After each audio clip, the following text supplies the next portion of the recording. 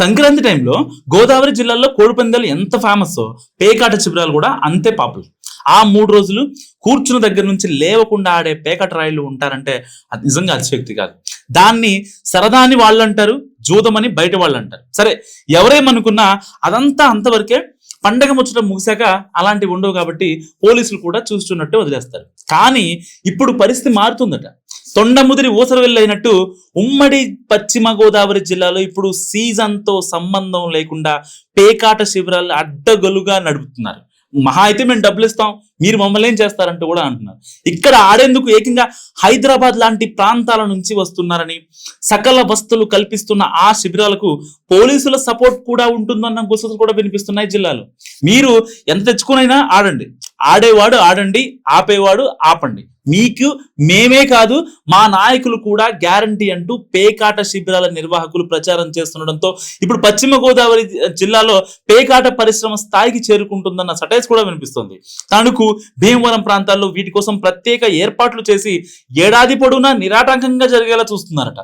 కొన్ని కాన్ఫరెన్స్లు అయితే ఎమ్మెల్యేలు ఒప్పుకోకపోవడంతో అక్కడి వాళ్ళని కూడా పక్క సెగ్మెంట్స్ కు రప్పించి మరీ ముక్కలు కలిపేస్తున్నారు ఈ సోకాల్ పెద్ద మనుషులు ఎవరైతే ఉన్నారో. సో మీ దగ్గర లేకుంటే పర్వాలేదు, మా దగ్గరికి వచ్చేయండి, హ్యాపీగా ఎంజాయ్ చేయండి అని నిర్వాహకులు ఆఫర్స్ కూడా ఇస్తున్నట్టు సమాచారం. సో నిడదవోళ్ళు, ఇంకా కొవ్వూరు, తాడేపల్లిగూడెం, గోపాలపురం లాంటి కాన్స్టిట్యున్సీల్లో ఎమ్మెల్యేలు ఒప్పుకోవడంతో అక్కడి నుంచి వచ్చే పేకాట రాయిళ్లు తణుకులో మకాం వేస్తున్నట్టు కూడా సమాచారం. నాయకులు అండదండలు, ఇంకా పోలీసులు లాలూచీల్లో భాగంగా ఎవరి వాటాలు వారికి అప్పచెప్పడంతో ఎలాంటి ఇబ్బంది లేకుండా 3 ముక్కలాట జోరందుకుంటుంది. పేకాట పర్మిషన్ విషయంలో ఎవరికైనా అనుమానాలు ఉంటే నేరుగా అభయం ఇచ్చిన నాయకులనే ఫోన్ లైన్ లోకి తీసుకుని మరీ గ్యారంటీ ఇస్తున్నారట శిబిరాల నిర్వాహకులు. ముఖ్యంగా తణుకు, భీమవరం ప్రాంతాల్లో ఒక పక్క నిర్వాహకులు, మరో పక్క నాయకులు, ఇంకోవైపు కొంతమంది పోలీసులు పేక ముక్కల్లా కలిసిపోయి వ్యాపారం చేస్తున్నారన్న గుసగుసలు కూడా ఉన్నాయి. ఉదాహరణగా తణుకు, భీమవరాన్ని ఎక్కువగా చూపిస్తున్నారు. సో తమకు లైసెన్స్ ఉందని క్లబ్బులు నడిపిస్తున్నది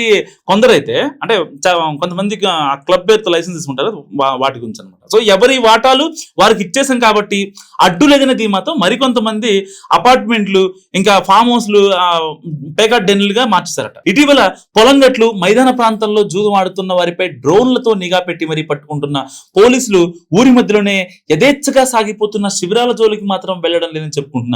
సో ఉమ్మడి పశ్చిమ గోదావరి జిల్లాలోని కొంతమంది నాయకులు పేకాట నిర్వహణకు ఆదాయ వనరుగా మార్చుకున్నట్టు కూడా తెలుస్తుంది. సో వీటి ద్వారా చోటా మోటా నాయకులను మెప్పించడం, అదే సమయంలో ఆదాయం సమకూరుతుండడంతో అసలు కంటే కొసరు వ్యాపారమే బాగుందన్నట్టుగా భావిస్తున్నారు నేతలు.